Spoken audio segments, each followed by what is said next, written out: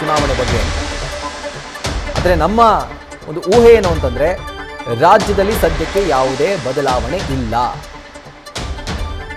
ದೆಹಲಿಗೆ ದಂಡೆತ್ತಿ ಹೋಗಿದ್ದಂಥ ಸಚಿವ ಸ್ಥಾನದ ಆಕಾಂಕ್ಷಿಗಳು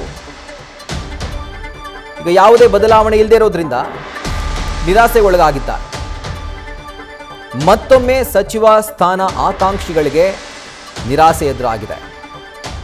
ಮಿನಿಸ್ಟರ್ ಪೋಸ್ಟನ್ನು ಗಿಟ್ಸೋಕೆ ಬಯಕೆಯನ್ನು ವ್ಯಕ್ತಪಡಿಸಿದಂಥ ಸಚಿವಾಕಾಂಕ್ಷಿಗಳಿಗೆ ನಿರಾಸೆ ಮತ್ತೊಮ್ಮೆ.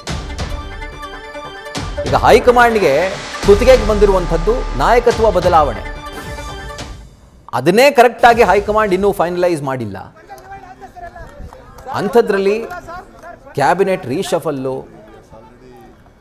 ಇದು ಹೈಕಮಾಂಡ್ ಏನು ನಿಮ್ಮ ವಿಷಯ ಸರ್, ಕ್ಯಾಬಿನೆಟ್ ಬೇಡ ನೆಕ್ಸ್ಟ್ ಯಾವತ್ತಾದ್ರೂ ನೋಡೋಣ, ಆ ಮೈಂಡ್ ಸೆಟ್ನಲ್ಲಿ ಹೈಕಮಾಂಡ್ ಇದೆ. ಈಗ ಹೈಕಮಾಂಡ್ಗೆ ಬೀಸೋ ದೊಣ್ಣೆಯಿಂದ ಪಾರಾದರೆ ಸಾಕು, ಅದು ಸೇಫಾಗಿ ಪಾರಾಗಬೇಕು. ಬರೀ ಪಾರಾಗೋದಷ್ಟೇ ಅಲ್ಲ, ಜೀವ ಉಳಿಸ್ಕೊಳ್ಳೋದಷ್ಟೇ ಅಲ್ಲ, ಗಟ್ಟಿಯಾಗಿ ಉಳಿಬೇಕಿನ್ನು. ಹೀಗಾಗಿ ಆ ಏಟನ್ನು ಯಾವ ರೀತಿಯಾಗಿ ಡಿಫೆಂಡ್ ಮಾಡ್ಕೊಳ್ಬೇಕು ಅನ್ನೋದರ ಕುರಿತಾಗಿ ಹೈಕಮಾಂಡ್ ಯೋಚನೆ ಮಾಡ್ತಾ ಇರುತ್ತೆ. ಇದರ ಕುರಿತಾಗಿ ಡೀಟೇಲ್ಸನ್ನು ಕೊಡ್ತಾರೆ ನಮ್ಮ ಪ್ರತಿನಿಧಿ ಹರೀಶ್.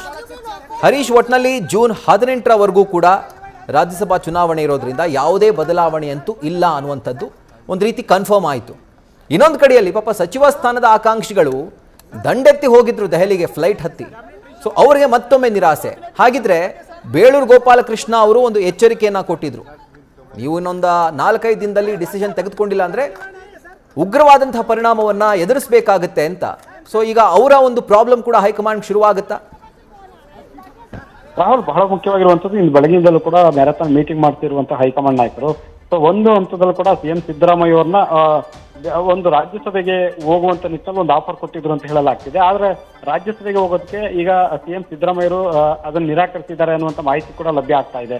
ಸೊ ಈ ಒಂದು ವಿಚಾರಕ್ಕೆ ಸಂಬಂಧಪಟ್ಟಾಗೆ ತಮ್ಮ ಆಪ್ತ ಸಚಿವರ ಜೊತೆ ಸಿಎಂ ಸಿದ್ದರಾಮಯ್ಯ ಅವರು ರಾಹುಲ್ ಗಾಂಧಿ ಅವರು ಏನೆಲ್ಲ ಆಫರ್ಗಳು ಕೊಟ್ಟಿದ್ದಾರೆ, ಏನೆಲ್ಲ ಚರ್ಚೆ ಮಾಡಿದ್ದಾರೆ, ಅವೆಲ್ಲವನ್ನ ಕೂಡ ಅವ್ರ ಗಮನಕ್ಕೆ ತರುವಂತ ಮತ್ತೆ ಅವ್ರ ಜೊತೆ ಚರ್ಚೆ ಕೂಡ ಮಾಡ್ತಾ ಇದ್ದಾರೆ. ಅಂದ್ರೆ ಪರಮೇಶ್ವರ್ ಆಗಿರ್ಬೋದು, ಎಸ್ ಟಿ ಮಹದೇವಪ್ಪ ಆಗಿರ್ಬೋದು, KJ ಜಾರ್ಜ್ ಆಗಿರ್ಬೋದು, ಜೊತೆಗೆ ಹಲವು ನಾಯಕರು ಸಚಿವರು ಕೂಡ ಅಲ್ಲಿ ಭಾಗಿಯಾಗಿದ್ದಾರೆ. ಅವ್ರ ಜೊತೆ ಸುದೀರ್ಘ ಚರ್ಚೆಯನ್ನು ಕೂಡ ಸಿಎಂ ಸಿದ್ದರಾಮಯ್ಯ ಚರ್ಚೆ ಮಾಡ್ತಾ ಇದ್ದಾರೆ. ಆದ್ರೆ ಅಂತಿಮವಾಗಿ ಕೂಡ ಇನ್ನೂ ಯಾವುದೇ ತೀರ್ಮಾನಕ್ಕೆ ಬರದ ಕಾರಣಕ್ಕಾಗಿ ಈಗ ಸದ್ಯದ ಮಟ್ಟಿಗೆ ಈ ಮತ್ತೊಂದು ಬಾರಿ ಅದು ಚರ್ಚೆ ನಡೆಸುವಂತ ಒಂದು ಸಾಧ್ಯತೆ ಇದೆ. ಆದ್ರೆ ಈಗಾಗಲೇ ಸಿಎಂ ಸಿದ್ದರಾಮಯ್ಯ ಅವರಿಗೆ ಏನೆಲ್ಲ ಆಫರ್ ಅನ್ನು ಮತ್ತು ವಿಚಾರವನ್ನ ಮತ್ತೆ ಏನ್ ಮಾಡ್ಬೇಕಾಗುತ್ತೆ ಅನ್ನುವಂತ ವಿಚಾರ ಗಮನಕ್ಕೆ ತರುವಂತ ಒಂದು ಪ್ರಯತ್ನ ಆಗಿದೆ. ಅದೇ ಕಾಲಕ್ಕೆ DCM DK ಶಿವಕುಮಾರ್ ಅವರಿಗೂ ಕೂಡ ಏನು ಅನ್ನುವಂತ ಸಂದೇಶವನ್ನು ಕೊಡುವಂತ ಒಂದು ಪ್ರಯತ್ನ ಆಗಿದೆ.